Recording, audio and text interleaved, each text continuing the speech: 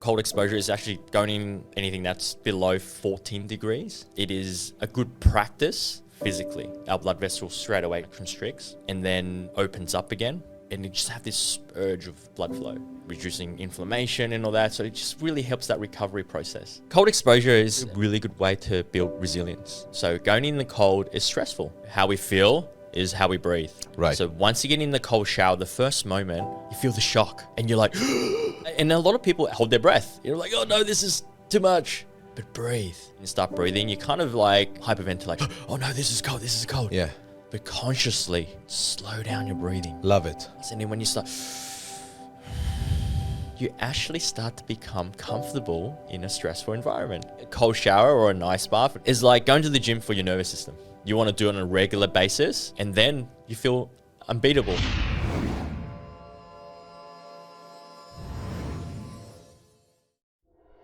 My name is Nobin John, your host. I believe that we live among superheroes.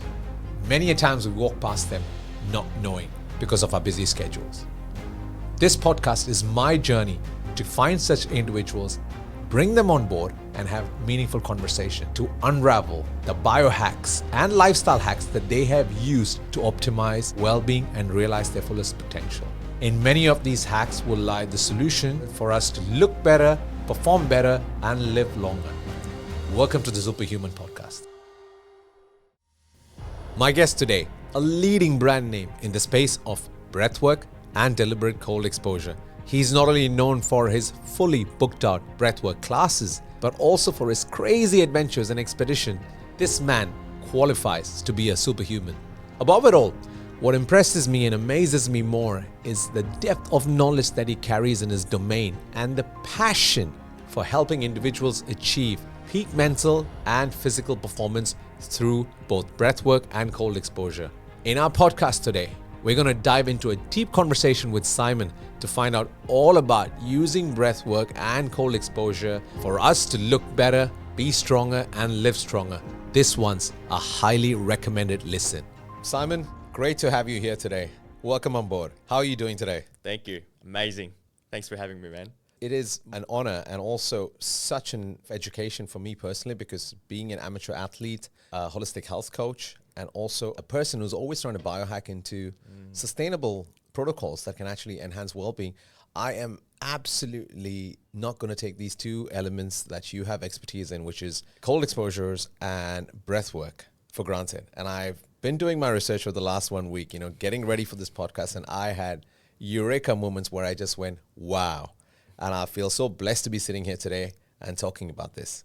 But, before I go into this serious discussion about how breathwork, deliberate cold exposures actually optimize well-being, improve sports performance, mental well-being, I really know that behind all this passion and compelling drive that you have to help people achieve these peak performances, there is your story. Yeah. And that's maybe less talked about. Yeah. What is your story that has landed you here doing so much in this space today?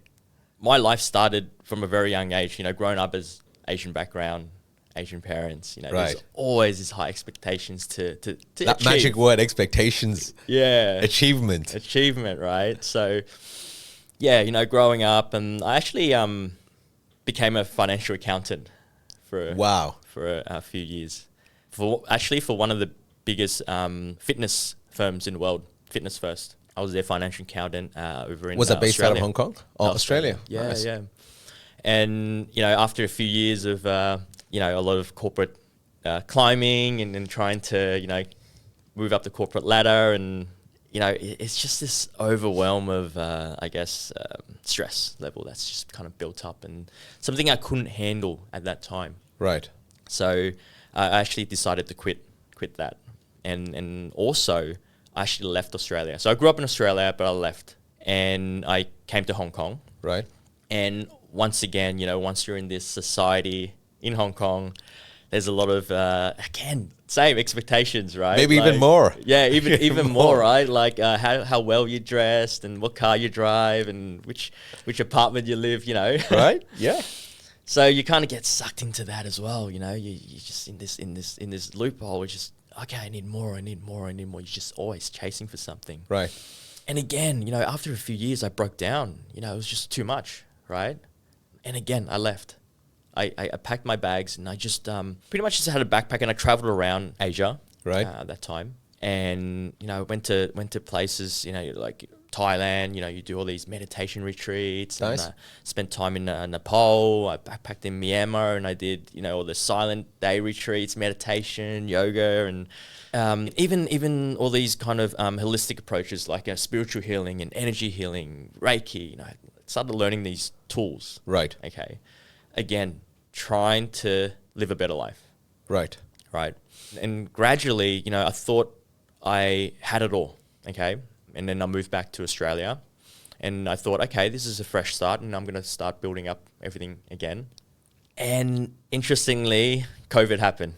When you feel like you're the top of the world, you've got all the tools, you're well nothing balanced. can beat me, and you are just stuck at home. And at home is supposed to be one of the safest place, most comfortable place you can be. Right. And I felt unsafe. I felt stressed.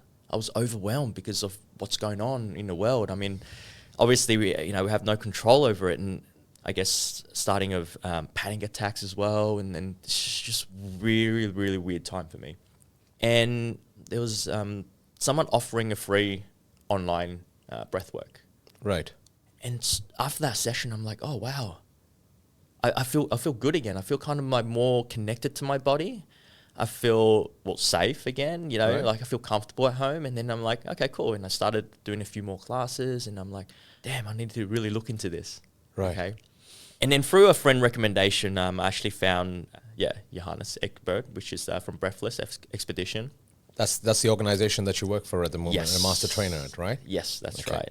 And I joined one of the expeditions, not knowing what I was getting into, obviously. Okay. And I went there, and straight away he's like, everyone, we're going for a hike. And we're in one of the highest mountains in Australia. Right. And it was freezing cold. And he goes, okay, be bold, start cold. Okay. So everyone took their shirts off, just in their shorts, swimmers, and we just ran. I don't even know how far we ran in the mountains. Got to this river and just go, jump in, everyone. Wow.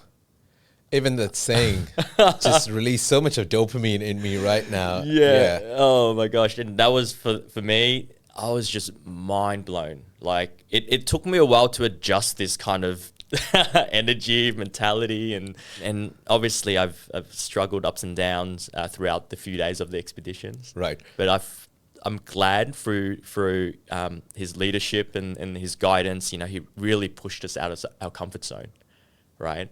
And after that, I was just fully inspired. I felt alive. I felt the connection. I felt I had control again. Right. And we met up during the week and it was really nice. And we're just chatting. And he goes, hey, dude, I've got this instructor training coming up and I think you're a perfect fit. Just come. Like, it was just come. Yeah. And dude, like, I was just high from the expedition. I'm like, all right, let's just do it. Yeah. And I think I haven't looked back since. Working with him, I've just been growing, continuing learning. And I'm back in the mountains 12, 13, 15 times a year now. That is amazing. And throughout your story, I could just feel the emotional ride between lows and highs, and how a statement such as just, let's go bold by going cold and taking off your shirt and then just running up an icy hill and jumping into the cold lake was just transformative. Yeah. How many times in our lives in Hong Kong or in Asia, we just fear things, and sometimes all it takes is courage to take that first step and just be so instinctive and so free. Yeah. And I think that in itself is a game-changing tool just to get started for somebody who is like who's a little stuck.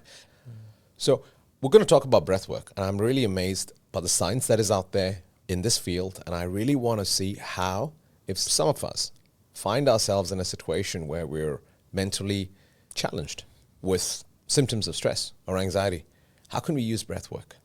Maybe I'll take a step back and explain breathwork, how it connects to how we feel. Wow, Okay. love it. Because the formula to breathwork for me is how you feel affects how we breathe. So we live our day, just going through different kinds of emotions, and it actually affects how we breathe. Breathing slow, breathing fast. But at the same time, how we breathe consciously, we can start to control how we breathe, can affect how we feel. Wow. So it's like, okay, which one's first? But we as humans, we can actually do both. We can live without actually thinking about breathing, let our lives be. But at the same time, when we want to actually start having an effect on how we feel, we can change the way we breathe. But it's all about learning how to breathe, right? So you mean to say it's a skill that can be acquired and can be bettered over time? For sure. Say, for example, we were talking about stress, right? When we're stressed, we tend to breathe faster, okay? And over time, what happens? This becomes a habit. So we are constantly breathing faster. Going back to the formula, is it the fast breathing that's causing the stress? Or is it the stress causing the fast breathing? There, people are getting stuck, right? And it's amazing because as I was preparing for this podcast again, I came across this amazing research where a conclusion to the research was that 70% of the subjects that were tested, it was a human trial, just happened to be borderline hyperventilating. What has happened over time, I guess, is that people, like you said, have just forgotten the real way of breathing, which could have been caused by a trigger in their lives. But that trigger not being addressed maybe has just caused them to breathe and make the borderline hyperventilating a habit. And that habit is now challenging them and not giving them maybe the resilience they need to cope with a stressor that is thrown at them, a daily challenge that is thrown at them. Is that how I'm interpreting this? So, obviously when you're always breathing up here, when there's challenges coming up here, you're going to be breathing even faster. Correct. Right? So another part of breath work is actually breath retraining and actually bringing back that baseline down, down, down. So we're more down here. So when the triggers come, then, okay, you still have the bandwidth to cope. You have that, as you said, resilience, right? You have, okay, cool. And then you've been aware of your breath, and I'm like, okay, how do I come back down? Where's my baseline? Why am I breathing like here? Why am I breathing here? I mean, to be honest, there's no right or wrong breathing because it really depends on the environment, the situation, and what you need. Sometimes you can breathe faster, slower, and then it's all just managing that, I think. I love what you said, managing it. So you basically can use breath as a tool to help manage a situation. And the faster we master that, or maybe even be mindful of it, stresses are going to come. It's inevitable. But when you know it's there, just saying, hey, I got this tool, which is breath work, which I can use to kind of build a little bit of bandwidth so I can cope with this and come out of this, or maybe just get unstuck. So, is there any quick techniques that you'd want to share, Simon? I think this is a technique to de-stress, down-regulate. And also a good technique to bring our breath back to balance. Nice. I am curious. Okay. It's called balance breathing or coherence breathing. Okay. It's actually just breathing in for 5 seconds and breathing out for 5 seconds. It's just as simple as that. Preferably with the nose, because we are designed to breathe through the nose as much as possible. So interesting is with the nose, when we breathe in, it actually filters the air. And especially in Hong Kong, you've got particles and dust and we had roadworks downstairs, It actually just filters the air as well. You want clean air going through your lungs, right? And it also moisturizes the air as you breathe in. So it just kind of give you that regulation of the temperature, and then so you're not always dry and dehydrated as well. And the most fascinating thing is when we breathe in our nose, we actually produce this molecule that goes and actually dilates our blood vessels. It's a nitric oxide? Yes. Oh, wow. That's it. So it's I call it the magic gas or the wonder gas, right? Love it. If you breathe with the mouth, you get none of that, right? Breathing through the nose, breathing in for 5, breathing out for 5. And the breathing out can be from the nose or can be from the mouth? Preferably with the nose. With the nose. As well, So here you have it, audience. And I think you can incorporate this even when you walk, couldn't you? Exactly. Basically, maybe going from another meeting to another meeting. Yeah. I think, if you can even incorporate this 5-second technique of breathing in from the nose, breathing out from the nose, increasing your nitric oxide potential within yourself, and also resetting your breathing baseline, that is therapy in itself. Yeah. It's just as simple as just walking, breathing, and you can do it whenever you need. Like, it's also recommended to do for 5 minutes. Okay. And that really calms the nervous system down. Right. But if you only have 2 minutes, do it. Yeah. If you're absolutely. walking, do it. Yeah. Before sleep, maybe just keep doing it until you fall asleep. Yeah. It's a tool. Yeah. Use it and Yeah. hack in to a potential that maybe you've never experienced. Yeah. With the busy lifestyle that I live, I'm absolutely sold to try this out to see what it actually holds. Yeah. And things most of the Hong Kongers or the Asians do is like we engage ourselves in activities such as exercise and movement. It's maybe in meditative practices, it's yoga. Yeah. But at the end of the day, put all these fancy words aside. You know, it's basically just breathing, and breathing maybe correctly for once. Yeah. And the more we engage in activities such as this, we're actually kind of resetting our baseline, and then adding on the go tools like the 5-second breathe in, 5-second breathe out. I think these are all game changers. Yeah. Yeah. Definitely. Just learning the tools. You know, Yeah. So ways. also something that is really talks about these days is the relationship of breathwork and sports performance. And I know now you worked with some of top-notch athletes in Asia and also in Australia, and it has been game changing. Yeah. Give me some insight on this. The main thing we work on is building up a good carbon dioxide tolerance. Okay. So quickly, you know, we breathe in oxygen, we exhale carbon dioxide. Okay. When we hold our breath, it's actually the buildup of carbon dioxide that triggers the urge to breathe. Okay. Some people have a shorter time frame for that urge, sometimes have a longer. So having a longer is actually a good tolerance. Right. So when you're doing sports performance, you're oxygenating and you're breathing very fast and you're actually not getting enough oxygen because the buildup of carbon dioxide. Okay. Right. So if you have a good tolerance to that, your sports performance improve. So with a lot of the training and even some athletes that, you know, some of the sports athletes that I teach, you know, sometimes I don't even really know what they do in the game. I don't know the rules or, you know, the basic stuff. Yeah. But it's just breathing. And that's an area where you're seeing is missing. Exactly. It's just building up, having that capacity and to push through and getting enough oxygen while you are exercising or performing in high stressful environments. And it's been a game changer for me on a personal level. Right. You know, now I actually run, play soccer all through the nose. And having a high carbon dioxide level, I actually feel okay after a game. And before, I'm talking about 5-10 years younger, I struggle after a game. Like, I'm tired, I need to go home. Like, I actually feel good afterwards now. I'm just going to reflect back on that.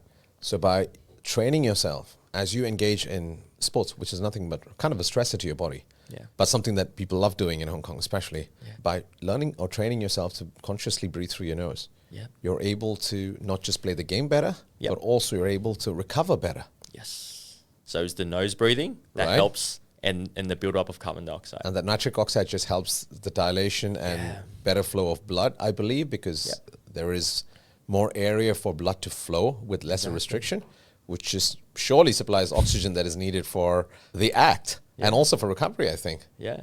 The oxygen is the key, you know, to flow. I mean, and carbon dioxide as well, because it's the balance. It's the flow. Once the chemistry changes, whether Right. it's too much or too less, our pH level change. Okay. So we all understand the basics of pH level. We want it in a balance. We don't want too low, too high. Right. And with the right carbon dioxide and oxygen level in our body, we actually keep that and maintain that. So our stress level we're more resilient. Yeah, and one of the reasons I ask you this is because in Hong Kong, there's a huge rising culture of people participating in high-intensity activities such as high rocks and also Spartan races. And maybe this is a massive tool as they prepare for some of these events in the coming time, is to mindfully start breathing from their nose when they're engaging in such activities or training towards such activities. Yeah. So that not only can they perform better, but also maybe even recover better, so to train better. And it's funny as well, like I find like with a lot of the athletes, sometimes like they have this dip and they're very unmotivated.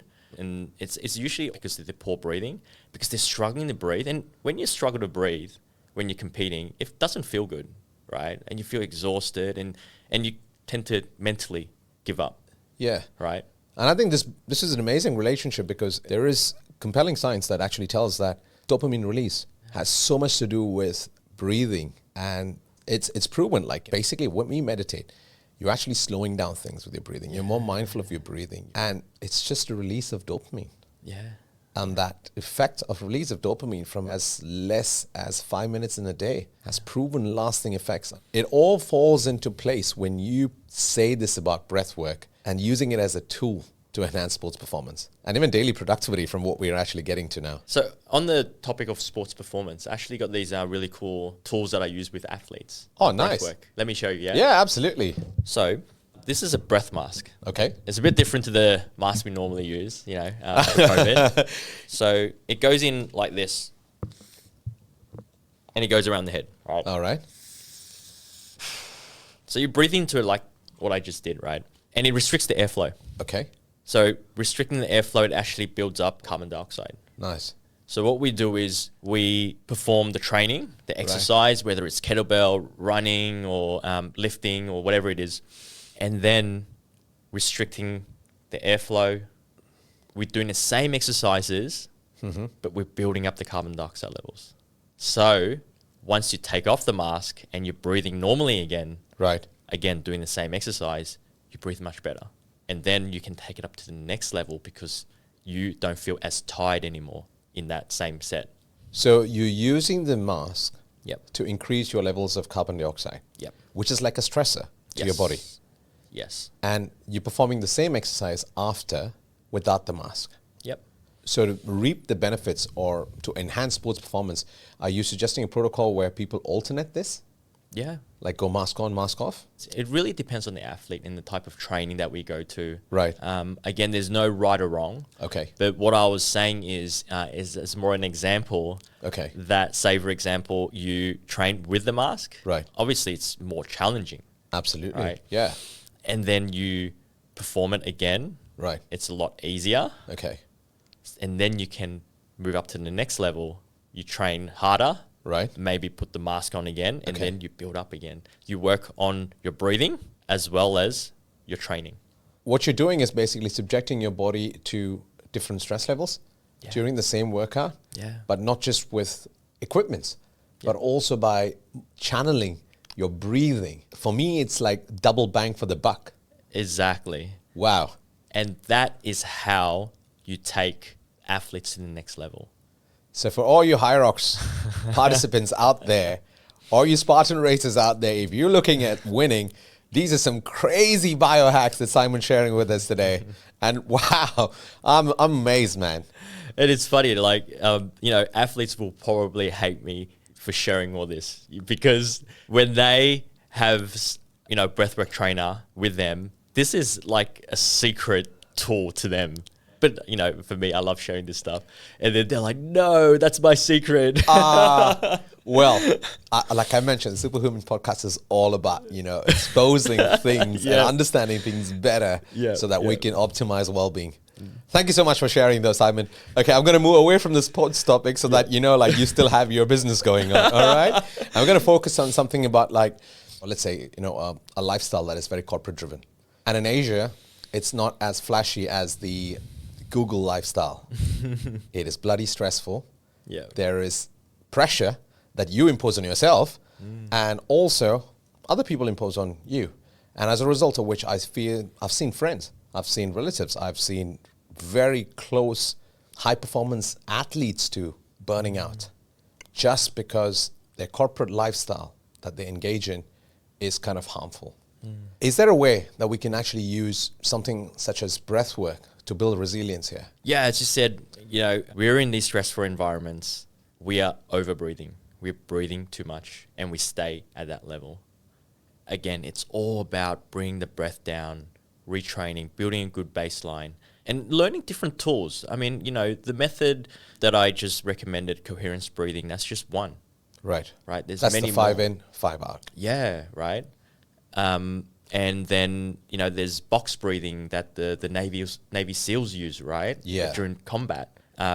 Breathing in for 4, holding for 4 seconds. Right. Breathing out for 4 seconds, and then holding for 4 seconds. Wow. Like a box, Okay. right? And they teach that in the army because during combat, they're in stressful environment. And during stress, they need to make decisions. And it's just a simple technique and it works for them for so many years, right? And again, that's just another tool that we can use. And then plus, the list goes on. Yeah. But again, breath work we spoke about is such a broad term. There's so many different methods. Right. Find the right tools that's fit for you. Right. And the principle is, again, what we said, building the resilience, having a low baseline, Right. and then also having the tools around you to breathe during the day. Okay, I need this for 5 minutes. I'm going to sit here and breathe. Yeah. Whatever technique that you feel comfortable. Maybe some people feel box breathing is too hard. I don't know. It could be. We've seen people like that. And maybe just start by breathing 3 in, 3 out. Right. And then 4 in, 4 out. Wow. And then you work your way to 5 in, 5 out. Just summarizing breath work now. We're living in a world where we've forgotten to breathe the normal, usual, regenerative way of breathing. And I love the way you use breath work as an umbrella.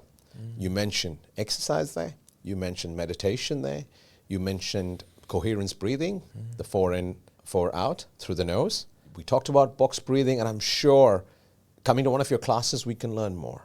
But these are tools that people can have in the inventory box, knowing that they could use this and have the spare capacity or gain that spare capacity and have an edge over anybody that is around them to enhance happiness, the feel-good hormones release, increase productivity, maybe stay more focused, and take on the challenges.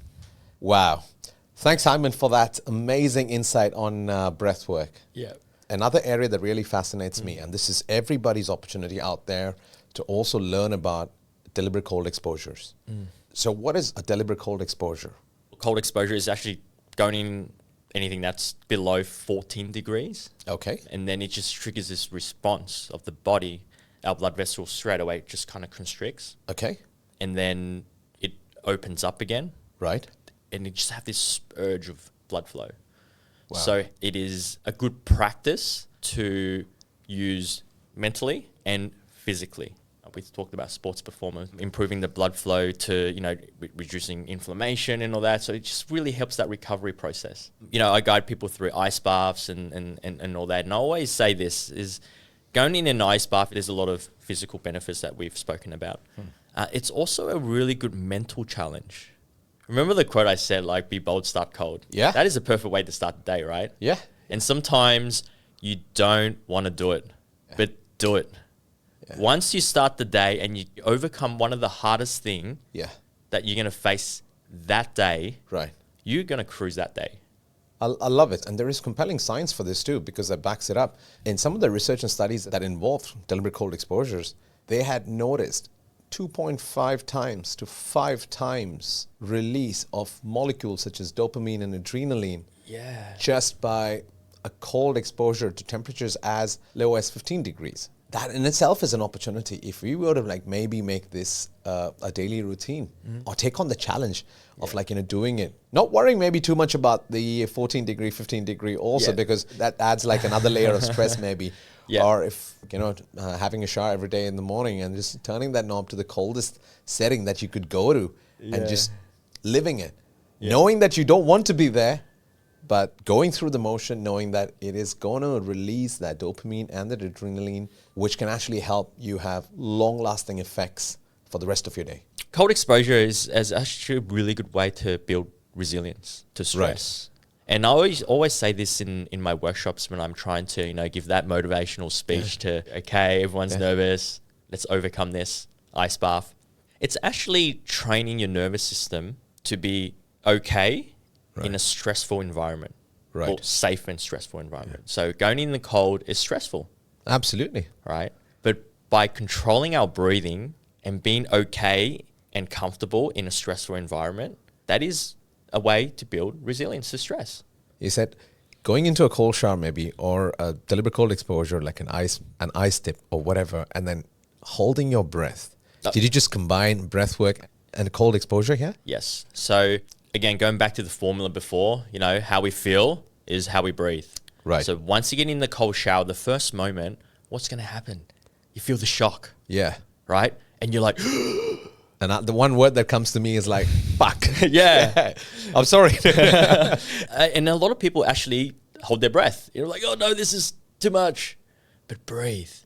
And then obviously once you start breathing, you kind of like hyperventilate. Oh no, this is cold. This is cold. Yeah. But consciously slow down your breathing. Love it. Right? It may start really fast, and then when you start, and then you actually start to become comfortable in a stressful environment. So for me, a cold shower or an ice bath or deliberate cold exposure is like going to the gym for your nervous system. You want to do it on a regular basis to keep, that resilience. And then you feel unbeatable. Yeah, when you are out there, especially in Hong Kong, being pushed in the MTR, and you're like, okay, I'm actually okay with this. I'll let it go. Simon, you just amaze me there. And I love the way you said it. Working on your nervous system. Yeah. And it's such a big area that one should work on for, starting from your brain to your heart, to your gut, all your limbs. Maybe by using these techniques to train our nervous system, you're actually really hacking into some game-changing protocols here. Now, moving from sports performance and mental well-being to an area where I'm very passionate about and I really believe in is also sleep. Yep. Although we do it for 8 hours, for us in the Asian culture, when you're expected to perform, maybe that sleep is 5 hours, 4 hours. Let's be honest about it. This is one of the reasons why we do this podcast. A California well-being lifestyle can never be replicated in Hong Kong because we do not have a clear boundary between work and balance. And let's be honest about it. I've had great guests here and all of them have expertise in their own field. They struggle with sleep because they have so much to achieve and so much to give back. For the amount of hours that we sleep, is there a way that we can use breathwork or cold exposure to actually optimize, even if it is 5 hours of sleep? Yep. How we breathe during the day is how we're going to breathe when we sleep. Wow. If we're always stressed and we're breathing very fast, you're going to be breathing quite fast during your sleep. And that's when all these sleeping disorders start to happen as well. It's because of overbreathing. Yeah, I was amazed. 50% of men will or are already showing symptoms of sleep apnea. Yes. Women, especially post-menopause, 50% of them are or will be subject to sleep apnea, which I think, forgive me, is one of the biggest disruptors of well-being or happiness in one's lives.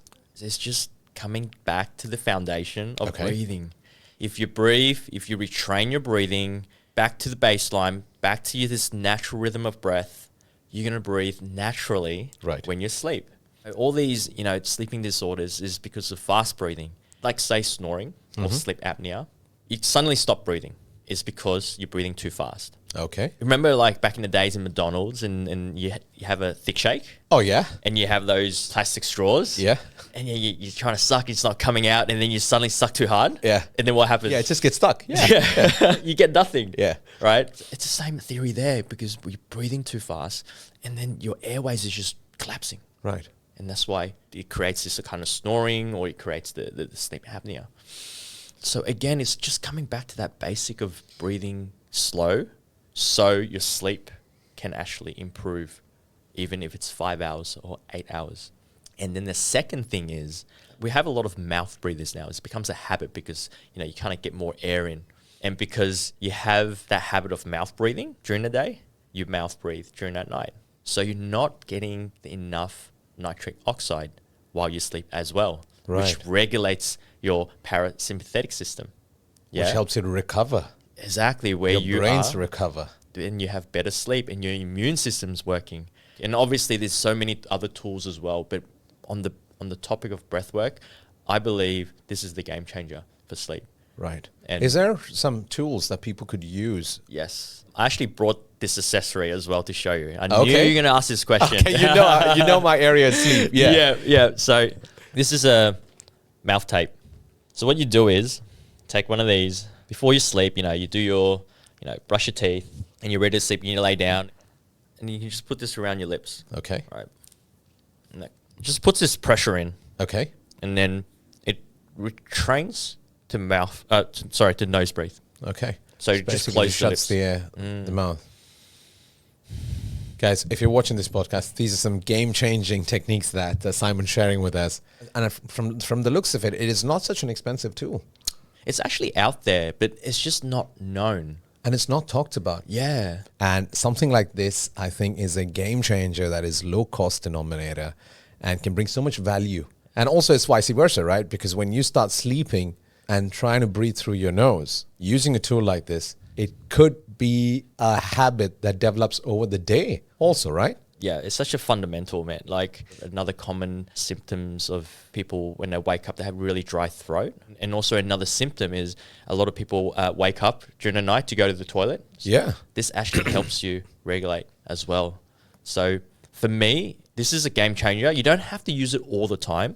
And once you actually use it for about a month, it becomes a habit. There we go. You're just changing. Yeah. You're just retraining. It's just retraining. And afterwards, you feel like, oh, why am I waking up with a dry mouth? And maybe, whatever happened during the day feels stressful. Okay, I'll just put it on for another few days. Yeah, and that wakefulness in the middle of the night is, again, one of those massive disruptors of sleep.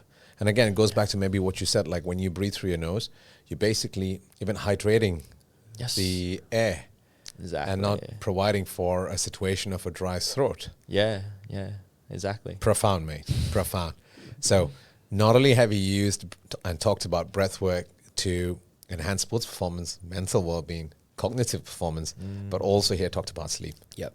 Okay, we really hope that we're not taking away some revenue-earning business from you. Yeah, no. This is my work. I love to be sharing any of this because we all deserve to live better. Like it doesn't matter what career path you have and we all go through different stress and with family and work and breath work for me is a tool to overcome these challenges. And learning all these different tools is like learning different swimming techniques, right? When you go swimming in the ocean, you can't control the waves. The waves, the water is the stresses in our daily lives. You have to change the way you swim in certain times. Sometimes it's nice and calm. You breathe nice and slow. Right. When the wave starts coming in, okay, maybe you have to go under the water a bit. You change your freestyle and whatever it is. These are the same breathing tools that you deal with stress. And it keeps you alive and keeps you going. Exactly. I love the analogy. And also knowing that you are an entrepreneur and you're always looking at creating game-changing hacks, not just in the space of lifestyle hacks, but also nutrition-centric hacks. Yep. Talk to me about this latest creation of yours, Shroommate. Okay. It's called Shroommate. It's actually Chinese medicine that's been used for thousands of years. Right. And we've made it in a way which is really accessible to take. Okay. We're using it as a form of supplement, right? Using the same ingredients. And for me, taking supplements is not just about the ordinary, taking vitamin C and magnesium.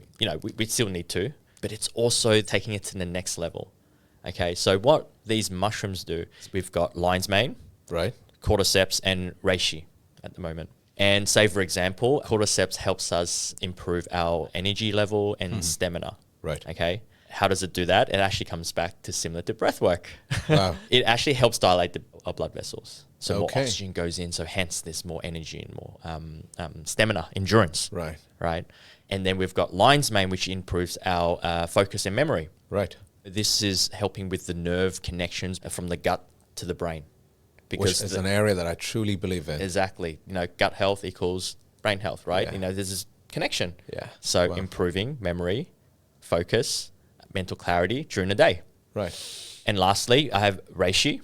They call it the queen of mushroom. Okay. Once upon a time, in the Chinese history, it's so potent and rare that only the kings and queens would have them stored. Okay. And they would use them for their medicinal purposes. Right.